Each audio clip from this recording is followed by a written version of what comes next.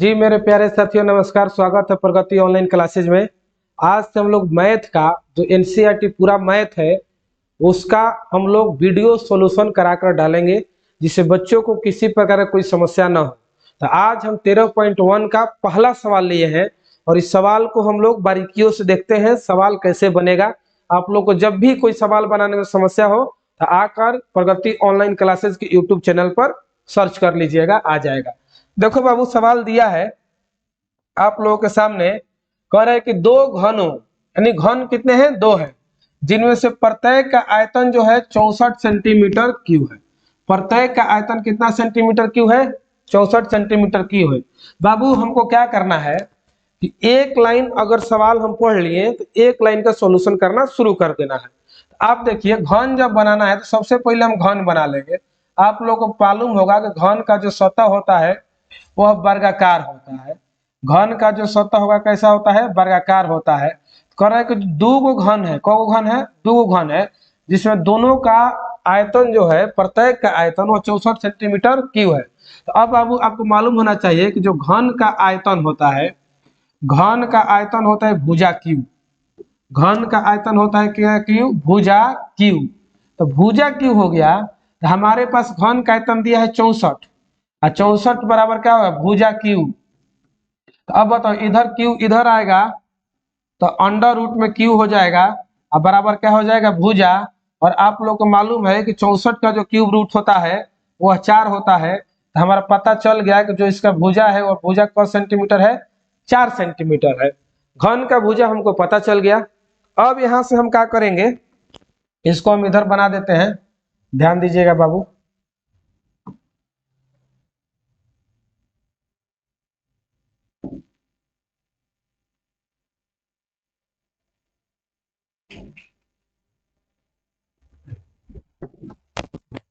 एक चीज ध्यान दीजिएगा यहाँ पे,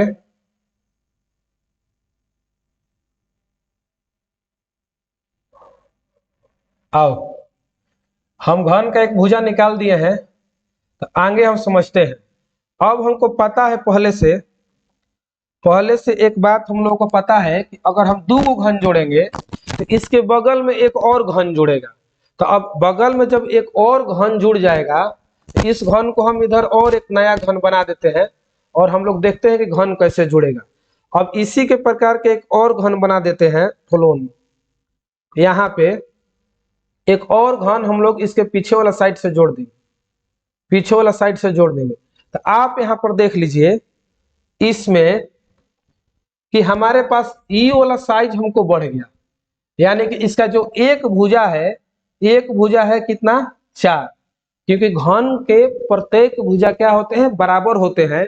और हम निकाल दिए हैं कि भुजा जो मेरा है कौन सेंटीमीटर है? 4 सेंटीमीटर है। तो यहाँ पर हम देखिए कि इस ये वाला जो लंबाई है, लेंथ, जब दो को हम लोग जोड़ेंगे तो हम लोग का लंबाई बढ़ जाता है। तो अगर हम लंबाई की बात करेंगे तो 4 गो पहले वाला घन का और 4 गो पुनः बाद वाला घन का, तो मेरा जो हो गया लंबाई कौन सेंटीमीटर? 8 सेंटीमीटर। उसके बाद जो मेरा ब्रेथ की बात करिएगा, चौड़ाई की, तो चौड़ाई में कोई परिवर्तन नहीं हुआ है। तो चौड़ाई मेरा कितना सेंटीमीटर होगा? 4 सेंटीमीटर। और ऊंचाई की बात करिएगा तो ऊंचाई भी कितना सेंटीमीटर होगा? 4 सेंटीमीटर।